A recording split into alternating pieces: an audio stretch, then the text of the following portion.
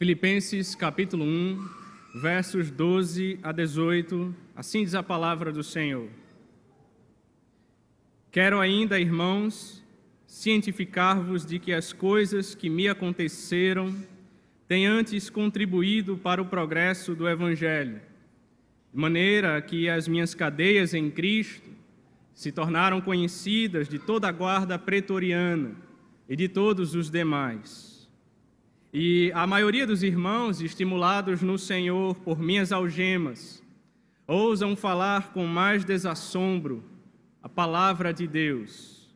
Alguns, efetivamente, proclamam a Cristo por inveja e porfia. Outros, porém, o fazem de boa vontade. Estes, por amor, sabendo que estou incumbido da defesa do Evangelho. Aqueles, contudo, pregam a Cristo por discórdia, insinceramente, julgando suscitar tribulação às minhas cadeias. Todavia, que importa, uma vez que Cristo, de qualquer modo, está sendo pregado, quer por pretexto, quer por verdade, também com isto me regozijo. Sim, sempre me regozijarei. Vamos à presença do Senhor em oração mais uma vez, irmãos. Feche os seus olhos, curve a sua fronte.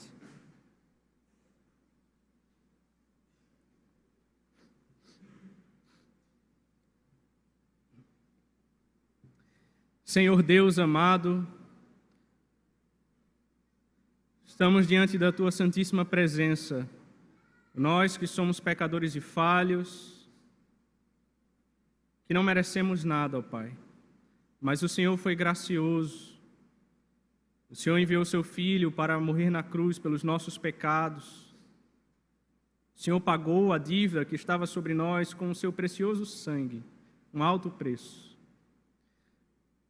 Nos ajuda, ó Pai, a viver segundo a Tua vontade. Nos ajuda a ouvir a Tua palavra e sermos edificados por ela. Nos ajuda, ó Deus, a andar nos Teus caminhos. Fala ao nosso coração, Senhor, essa manhã. Tira de nós tudo aquilo que não Te agrada, Pai.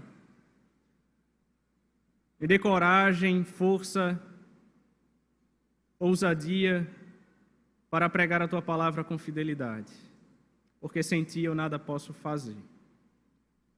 É o que eu Te oro em nome de Jesus Cristo. Amém.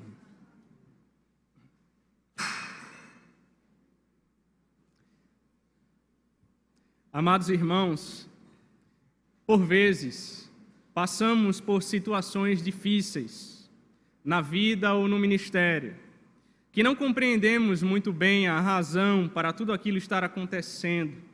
E talvez você já tenha se questionado, por que eu estou passando por isso? O fato é que várias cartas no Novo Testamento são chamadas de epístolas da prisão. Paulo escreveu estas cartas, incluindo a carta aos Filipenses, enquanto estava encarcerado. O livro de Apocalipse foi escrito pelo apóstolo João enquanto estava em exílio na ilha de Patmos. Também foi durante os 12 anos na prisão em Bedford que John Bunyan, o grande pregador inglês, escreveu mais de 50 livros, entre eles O Peregrino. Um dos livros mais vendidos no mundo, depois da Bíblia, traduzido em mais de 200 idiomas. Eu quero dizer para você hoje, não desanime. As prisões de nossas vidas, muitas vezes, podem se tornar lugares de grande oportunidade e ministério. Queridos irmãos, da última feita, nós tratamos nos versos de 3 a 11 sobre a oração de Paulo pela igreja. Hoje eu gostaria de dar continuidade a esta carta, pensando no tema, uma vida em prol do Evangelho. Todo esse parágrafo gira em torno, não de Paulo, ou de suas cadeias, ou de seus críticos, mas do Evangelho. Para Paulo não importam as circunstâncias, contanto que o Evangelho seja anunciado. Não importa se ele vive ou morre, contanto que Cristo seja engrandecido na sua vida e na sua morte. Porque se vivemos, vivemos para o Senhor. Se morremos, para o Senhor morremos. Quer pois vivamos ou morramos, somos do Senhor. Queridos irmãos, Filipenses 1, do verso 12 até o verso 26, embora nós vamos ver hoje até o verso 18, pode ser dividido da seguinte forma. No versículo 12, Paulo olha para o passado. Nos versos 13 a 18, Paulo olha para o presente. E nos versos 19 a 26, ele olha para o futuro. Em primeiro lugar, vejamos o passado. Verso 12, olhe comigo o texto.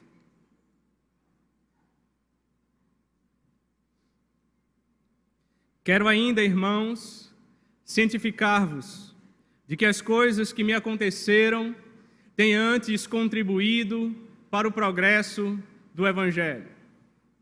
Ora, mas alguém pode se perguntar, o que aconteceu com você, Paulo, que contribuiu para o progresso do Evangelho? Será que você tinha uma vida tranquila? Você tinha muitos recursos para investir no reino de Deus? Você tinha muitos amigos à sua volta para ajudar na obra? Paulo diz, não, você não tem ideia. Eu passei muitas lutas. Eu fui perseguido lá em Damasco. Eu fui rejeitado lá em Jerusalém. Eu fui abandonado lá em Tarso. Eu estava fazendo a obra missionária lá em Listra, quando eu fui apedrejado e arrastado da cidade como um morto. Eu fui entrar na Macedônia por ordem de Deus, e quando entro na Macedônia eu fui preso, açoitado e jogado dentro de uma cadeia ensanguentado. Eu fui fazer a obra de Deus lá em Tessalônica e fui enxotado da cidade. Eu fui para Bereia e eles me escorraçaram de lá. Eu fui pregar o evangelho lá em Atenas e eles me chamaram de um tagarela. Eu fui plantar uma igreja lá em Corinto e eles acharam que eu era um impostor. Eu fui para Éfeso plantar uma igreja e enfrentei lutas maiores do que as minhas forças. Eu fui levar uma oferta para os pobres de Jerusalém e eles me prenderam lá. Eu fui para Roma porque Deus me queria em Roma e disse, coragem, Paulo, porque eu quero que você vá para Roma. No dia em que eu embarquei em Roma, eu enfrentei um naufrágio. Eu cheguei na ilha de Malta e fui picado por uma cobra. E eu cheguei aqui agora em Roma algemado.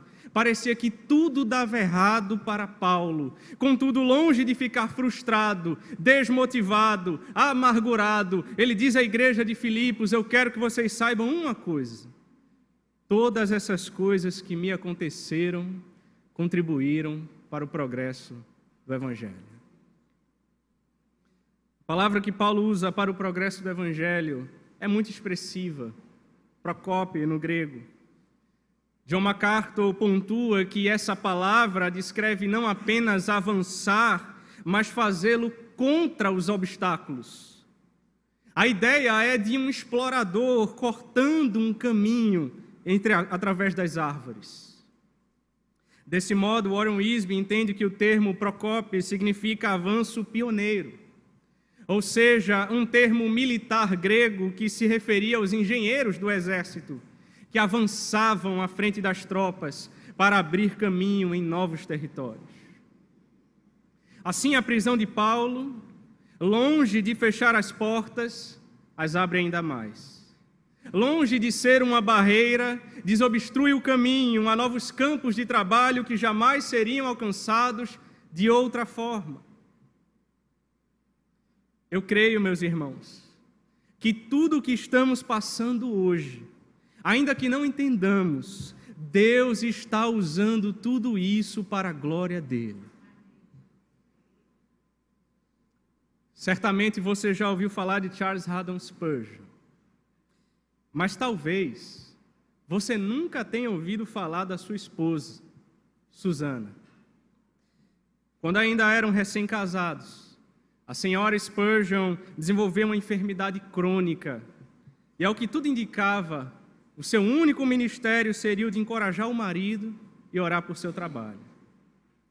Mas Deus colocou em seu coração o desejo de compartilhar os livros de seu marido com pastores que não tinham recursos para comprar esse material. Em pouco tempo, tal desejo levou à criação do Fundo para Livros. Essa obra de fé equipou milhares de pastores com instrumentos importantes para o seu trabalho. Mesmo sem poder sair de casa, a senhora Spurgeon supervisionou pessoalmente todo esse ministério pioneiro.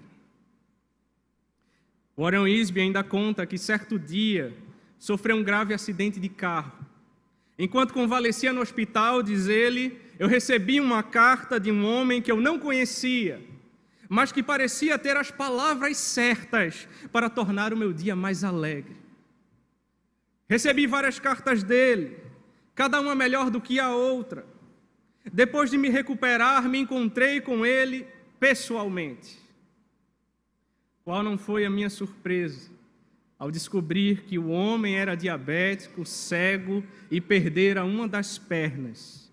Posteriormente, sua outra perna também teve de ser amputada. Ele vivia com a mãe idosa e cuidava dela. Era, sem dúvida alguma, um indivíduo preso pelas cadeias de suas circunstâncias, mas, ao mesmo tempo, inteiramente livre para ser um pioneiro do Evangelho. Ele teve a oportunidade de falar de Cristo em escolas, agremiações, na Associação Cristã de Moços e em reuniões de profissionais que talvez jamais convidariam um pastor como palestrante. Wiersbe disse, meu amigo era determinado e ele vivia para Cristo e para o Evangelho. Talvez nossas cadeias não sejam tão dramáticas, ou talvez sejam até piores, mas sem dúvida, Deus pode usá-las da mesma forma.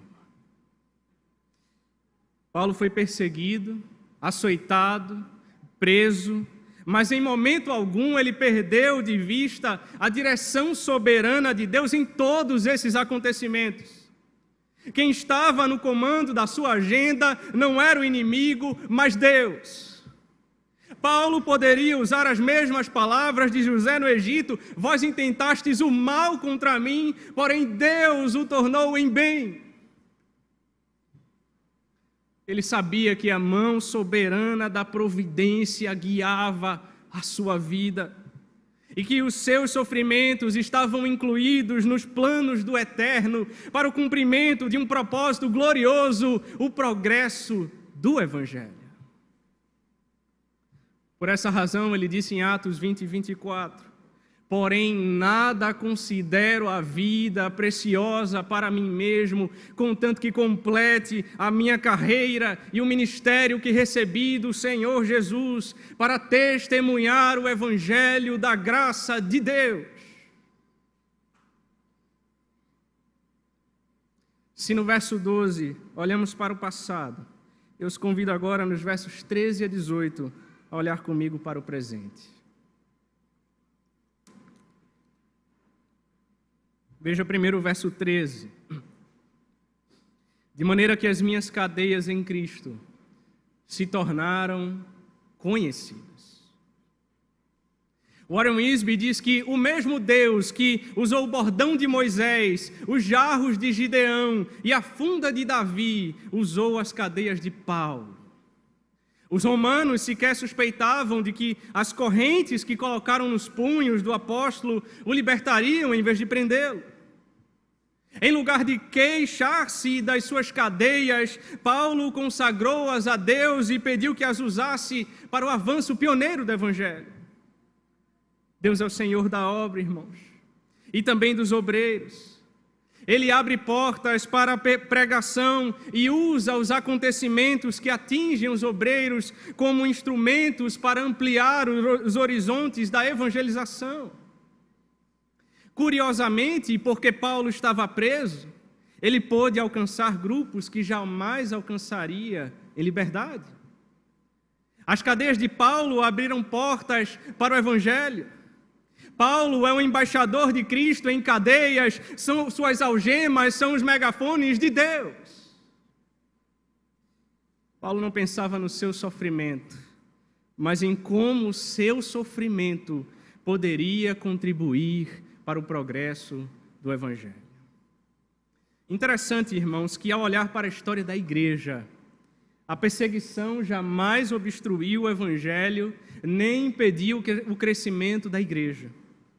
Pelo contrário, a igreja sempre cresceu mais em tempos de perseguição do que em tempos de bonança, em tempos de guerra do que em tempos de paz. O Salmo 126 diz: os que com lágrimas semeiam, com júbilo ceifarão. Os maiores avivamentos da igreja aconteceram em tempos de dor e perseguição. Ora, irmãos, mas a quem Paulo alcançou por causa de suas cadeias? Veja comigo o verso 13 ainda.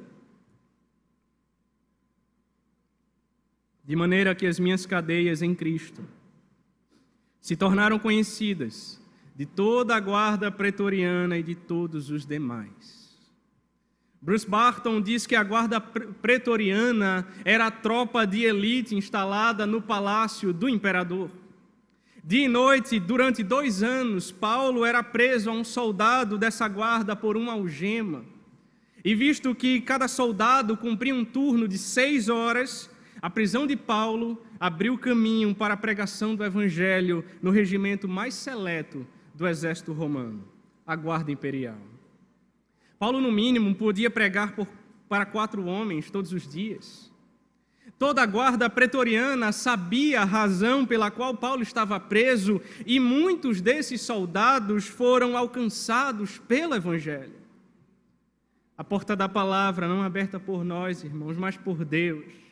É por isso que Paulo disse em Colossenses 4:3, suplicai ao mesmo tempo também por nós, para que Deus nos abra a porta à palavra, a fim de falarmos do mistério de Cristo, pelo qual também estou algemado.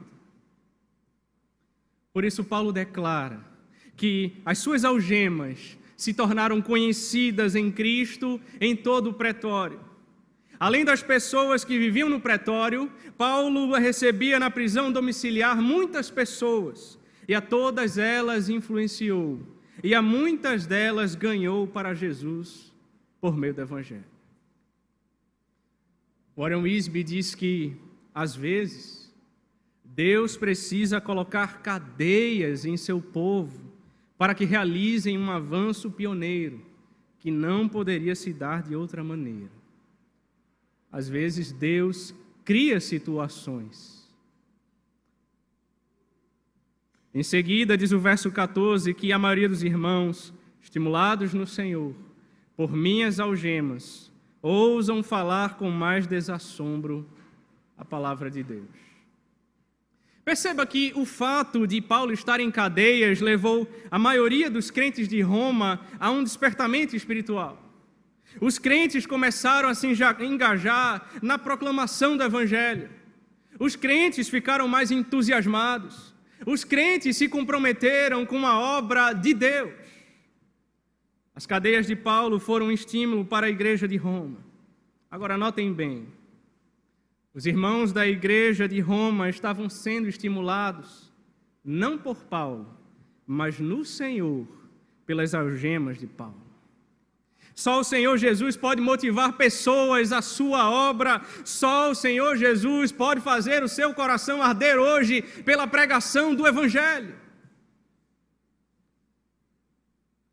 Ora, mas por que razão eles pregavam? Veja comigo os versos 15 a 17. Alguns, efetivamente, proclamam a Cristo por inveja e porfia. Outros, porém, o fazem de boa vontade. Estes, por amor, sabendo que estou incumbido na defesa do Evangelho. Aqueles, contudo, pregam a Cristo por discórdia, insinceramente, julgando suscitar tribulação às minhas cadeias. Paulo faz uma transição de suas cadeias para seus críticos. Paulo precisa comentar tristemente que nem todos estão motivados pelas melhores intenções. Preste atenção nisso. Este é o momento de você avaliar o seu coração. Qual a motivação com que você tem feito a obra de Deus? Qual é a motivação com que você tem servido a sua igreja? Paulo não condena a substância da pregação de seus críticos. A triste observação do apóstolo refere-se aos motivos por que pregam a Cristo. Eles têm uma doutrina certa, porém uma motivação errada. Eles pregam o evangelho por amor, uns pregam o evangelho por amor ao evangelho, outros o pregam por amor a si mesmos. Alguns irmãos, ao verem Paulo preso, se esforçaram para pregar o evangelho com 5 motivações erradas que eu quero destacar aqui. Primeiro, a inveja. No grego temos o vocábulo ptonos, significa ciúmes, inveja. A inveja e a contenda andam juntas, da mesma forma que o amor e a unidade são inseparáveis, diz Warren Wiersbe. Às vezes a inveja está tão arraigada em nosso coração, irmãos, que nem mesmo percebemos. E a inveja é um pecado que nos leva não apenas a querer ser igual ao outro, mas querer tomar o lugar do outro. No seu interior você diz, eu quero que ele pereça, eu quero ter o que ele tem. Porque no seu coração você diz, eu não me contento com o que Deus me deu. Possivelmente esses críticos de Paulo fossem pessoas que antes detinham posição de destaque na vida da igreja de Roma e cuja palavra era alvo de atenção especial. Com a chegada de Paulo a Roma, sentiram-se relegados a segundo plano e privados de sua importância anterior. Então surgiu a inveja. Segundo, porfia. É a tradução de eres, palavra grega que significa contenda, discórdia, dissensão. Eles não eram apenas invejosos. Paulo acrescenta que eles eram briguentos. Essa foi a palavra que Paulo usou para descrever as facções existentes na igreja de Corinto e que provocaram traumáticas divisões. Da inveja brota o prazer malicioso. No fundo, essas pessoas se alegraram pelo fato de Paulo ter sido preso. Elas pensam que nessa situação Paulo já não as incomode e assim já podem recuperar a sua posição, diz Werner de Boer. A palavra eres também traz a ideia de competição para receber o apoio de outros. Assim, em vez de perguntarem, você já está em Cristo? Perguntavam, de que lado você está? Do nosso ou do de Paulo? Terceiro, discórdia. No original grego, eritheia, que significa disputa, ambição egoísta, com explosões de egoísmo. Essas pessoas pregavam por interesses pessoais, pregavam para aumentar a sua própria influência e prestígio. Elas pregavam para engrandecer a si mesmas. Essas pessoas trabalhavam para terem mais influência sobre a igreja. A glória do nome delas e não a glória do nome de Cristo é o que buscavam com mais fervor. Quarto, falta de sinceridade. No grego temos a forma negativa de agnos, dando a entender impuramente, insinceramente. Aquelas pessoas faziam a coisa mais sublime e mais santa do mundo, pregar o evangelho. Contudo, com as intenções mais obscuras e nebulosas, a promoção de si mesmas. Toda a glória dada ao homem, irmãos, é glória vazia. Quinto, suscitar tribulação a Paulo. A palavra usada por Paulo é tlipsis, significa pressão, fricção. carrega a imagem vívida e dolorosa das correntes de ferro esfregando em atrito contra os braços e as pernas de um prisioneiro. Eles tinham a intenção de agravar a situação do apóstolo Paulo. Eles injustamente criticavam e o acusavam maliciosamente a fim de agravar e intensificar a sua aflição. Por estarem doentes espiritualmente, pensavam que Paulo também era como eles. Pensavam que estava disputando primazia. Olhavam para Paulo como um competidor e um rival. Trabalhavam apenas para apresentar um relatório com maiores resultados. Bruce Barton disse que esses pregadores interessavam-se mais em sua reputação do que em sua mensagem. Ficavam felizes quando podiam fazer mais do que os outros.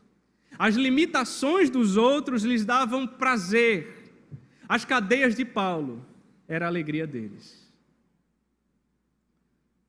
Cuidado, irmãos, para que a inveja não tome o seu coração.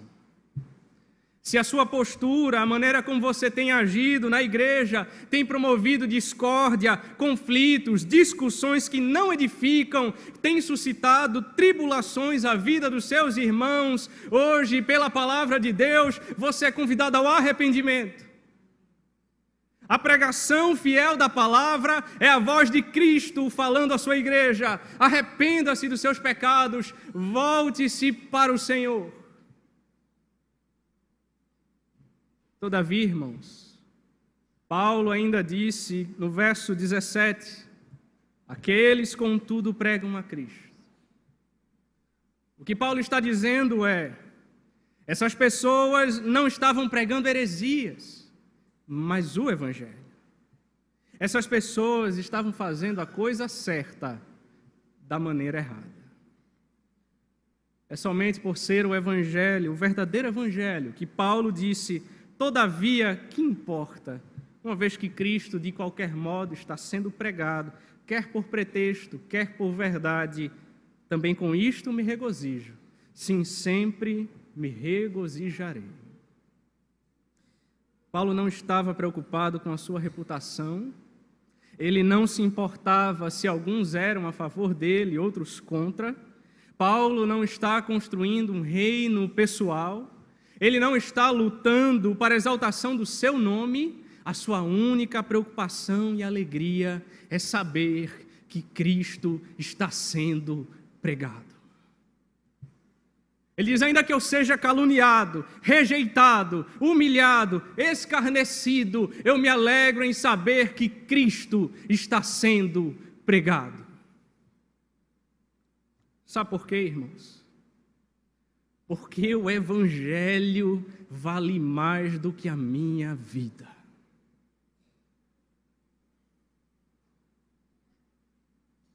Porém, por mais que houvessem pessoas se alegrando em suas cadeias e tentando minar o seu ministério, havia também aqueles que proclamavam a Cristo por amor e de boa vontade. Paulo não estava sozinho. Você não está sozinho. Louvado seja Deus, porque sempre coloca parceiros e verdadeiros cooperadores na nossa caminhada. Feche seus olhos e vamos orar.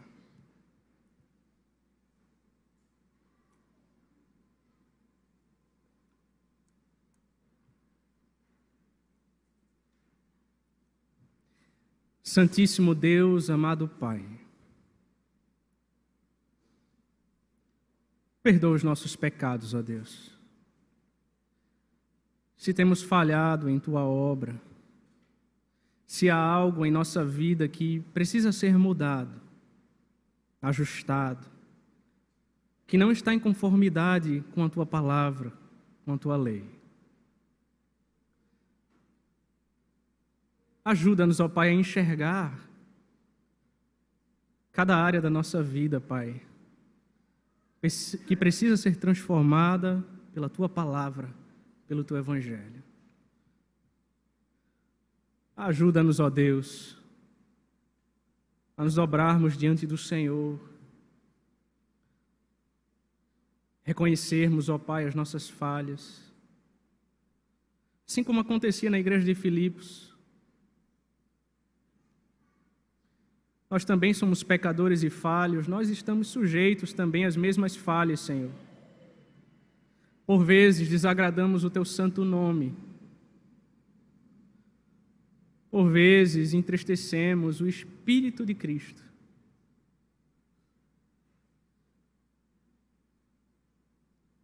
Que o Senhor nos ajude a voltar os nossos olhos para o Senhor, para a Tua palavra, e buscarmos viver para o Teu agrado e para a Tua glória.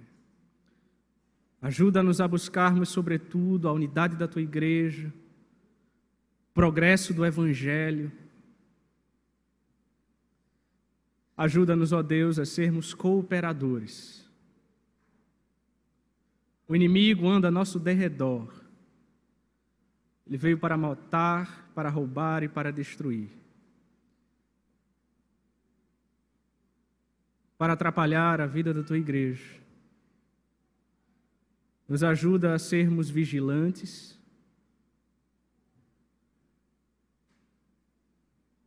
a buscarmos o Senhor e fazer a Tua vontade. É o que nós te rogamos em nome de Jesus Cristo. Amém.